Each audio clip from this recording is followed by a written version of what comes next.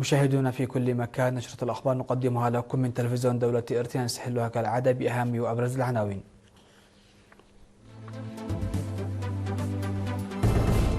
إقامة المهرجان الثالث عشر لكلية التربية واللسانيات في عدائيح. مركز مصوع للتدريب المهني للعمال يقوم بتخريج أكثر من 150 عامل شاب في مختلف المجالات. إنجاز مشاريع تنموية كبرى بقيمة تزيد عن 2 مليار نقفة في إقليم عنسبة. منظمة الصحة تصنف تفشي إيبولا بالكونغو وأوغندا حالة طوارئ صحية. الخزانة الأمريكية تنهي إعفاء النفط الروسي المنقول بحرا من العقوبات. معطل وإصابة 40 شخصا في تصادم قطار بحافلة في تايلاند. أهلا بكم.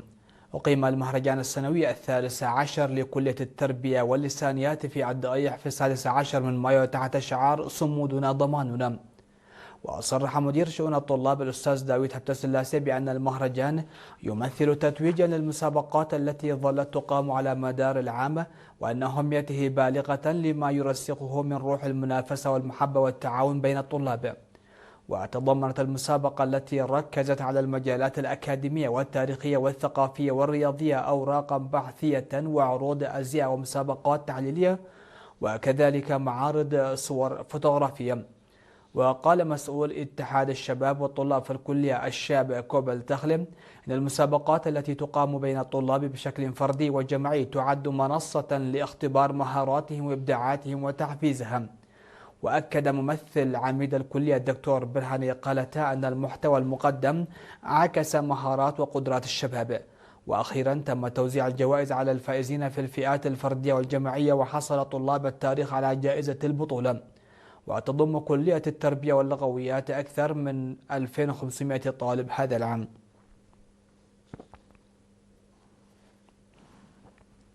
قام مركز التدريب المهني بمصوب بالتعاون مع وزارة العمل والرعاية الاجتماعية في 14 من مايو بتخريج 153 شاب في مجالات الإلكترونية والكهرباء والنجارة والحداد وشبكة الكمبيوتر وأنظمة التبريد والتدفئة وتكنولوجيا الكمبيوتر بعد تلقيهم تدريبا عمليا ونظريا.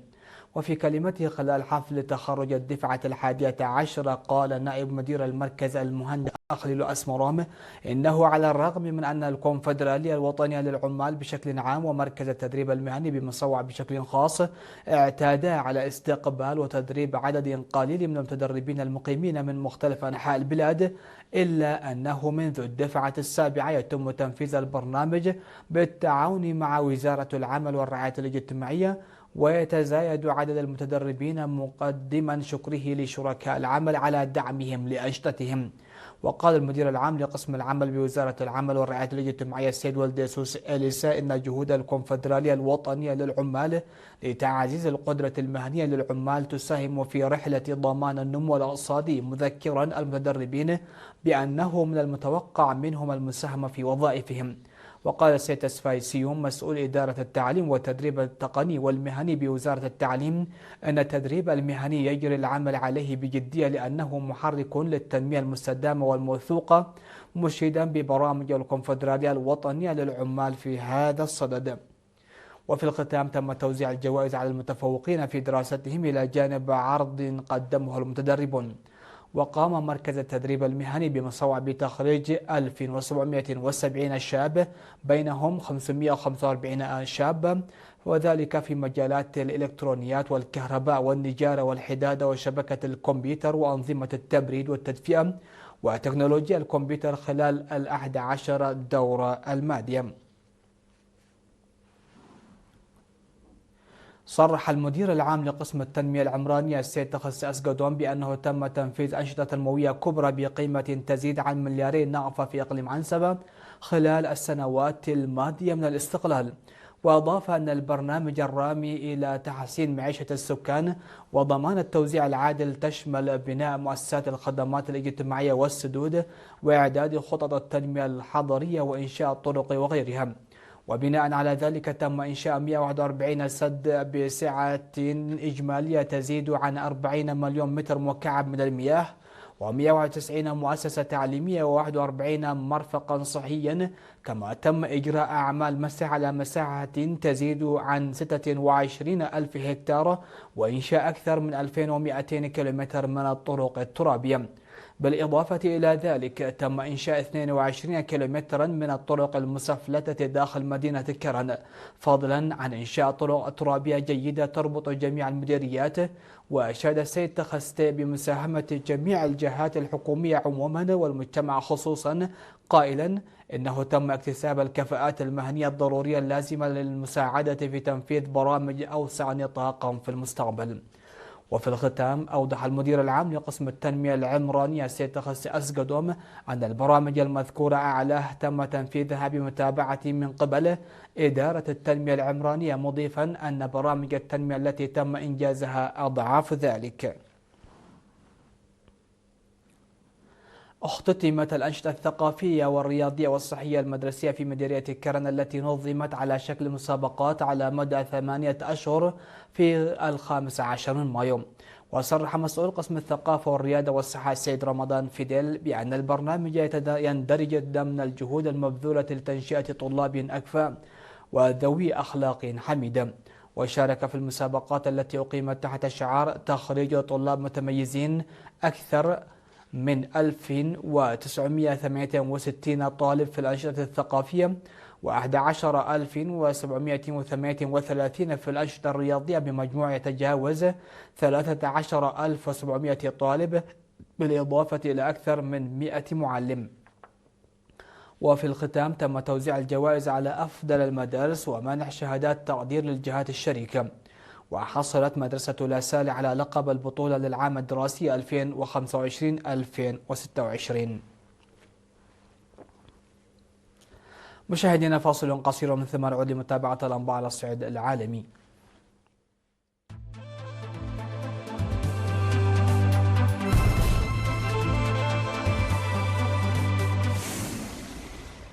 أهلا بكم. على الصعيد العالمي، صنفت منظمة الصحة العالمية تفشي سلالة بوندو بيغوغيو في فيروس إيبولا في الكونغو الديمقراطية وأوغندا حالة طوارئ صحية عامة تثير قلقا دوليا. وأوضحت أن هذه الخطوة جاءت بموجب الفقرة الثانية من المادة 12 الخاصة بتحديد حالة الطوارئ الصحية عامة تثير قلقا دوليا، بما في ذلك الطوارئ الوبائية وفق اللوائح الصحية الدولية لعام 2025. لكن المنظمة لفتت إلى أن انتشار المرض لا يرقى إلى مستوى الطوارئ الوبائية أي الجائحة وفق تعريف اللوائح الصحية الدولية. وبشأن آخر الإحصائيات، قالت إنه تم تسجيل 8 إصابات مؤكدة مخبريا، و246 حالة مشتبه بها، و80 وفاة مشتبه بها في مقاطعة إيتوري بجمهورية الكونغو الديمقراطية.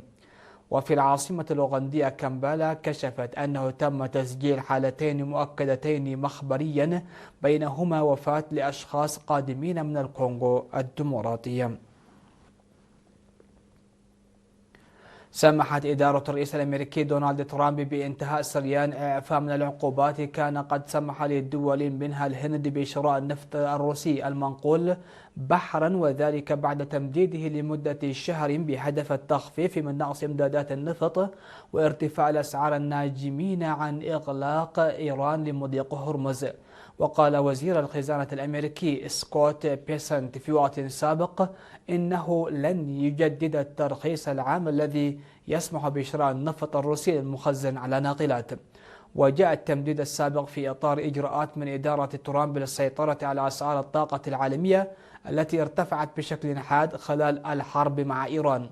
ولم تسهم هذه الإجراءات كثيرا في تهدئة أسعار البنزين في الولايات المتحدة التي تبلغ حاليا نحو 4.50 دولارا للجالون، وهو أعلى مستوى لها منذ عام 2022. وبلغت أسعار النفط عالميا نحو 100 دولار للبرميل أو أعلى منذ بدء الحرب في 28 من فبراير. قال مسؤولو إنقاذ ونائب وزير النقل في تايلاند إن 8 أشخاص على الأقل لقوا حتفهم، وأصيب 32 آخرون إثر اصطدام قطار شحن بحافلة عند معبر سكة حديد في بانكوك، ما أدى إلى اندلاع حريق هائل على متن الحافلة. وذكر المسؤولون وفق رويترز أنه جرى إرسال فرق إطفاء وإنقاذ فور اندلاع النيران في الحافلة والمركبات المجاورة، مضيفين أن سيارات ودراجات نارية أخرى تأثرت بالحادث. وأضاف أن القطار الذي كان ينقل حاويات لم يكن من التوقف في الوقت المناسب لتجنب الاصطدام بالحافلة. وقال مسؤولون إن فرق الإنقاذ انتشلت مصابين من تحت الحطام خلال مكافحة فرق الإطفاء النيران. أطلقت وكالة الفضاء الأمريكية ناسا وشركة سبيس إكس مهمة إمداد تجارية جديدة إلى محطة الفضاء الدولية. وانطلقت المركبة الفضائية دراغون التابعة لشركة سبيس إكس وعلى متنها شحنة تزن نحو 6500 رطل من الإمدادات من قاعدة كيب كانافيرال الفضائية في ولاية فلوريدا جنوب شرق الولايات المتحدة. وأوضحت ناسا أن المركبة دراغون ستقوم بتسليم الإمدادات لطاقم المحطة مع عدة تجارب علمية جديدة. وتحمل المركبة الفضائية مجموعة من الأدوات العلمية لمحطة الفضاء الدولية، بما في ذلك معدات لدراسة الجسيمات المشحونة حول الأرض والتي يمكن أن تؤثر على شبكات الكهرباء والأقمار الصناعية، فضلا عن أنها تحمل أجهزة تهدف لتحسين فهم العلماء لكيفية تشكل الكواكب، وأداة مصممة لقياس الضوء الشمس المنعكس من الأرض والقمر بدقة عالية. نختم نشرة هذا المساء مشاهدينا في كل مكان بالتذكير بأهم وأبرز العناوين.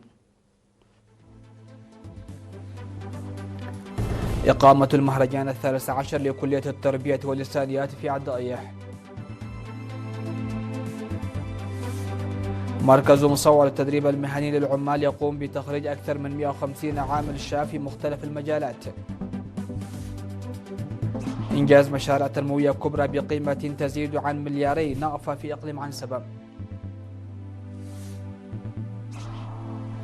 منظمة الصحة تصنف تفشي إيبولا بالكونغو وأوغندا حالة الطوارئ الصحية. الخزانة الأمريكية تنهي إعفاء النفط الروسي المنقول بحرا من العقوبات. معطل وإصابة 40 شخصا في تصادم قطار بحافلة في تايلاند. سادتي سيدات، هكذا نكون قد وصلنا وإياكم إلى نهاية نشرتنا لهذه الفترة المسائية. شكرا لحسن الاستماع والمتابعة، ودمتم في أمان الله.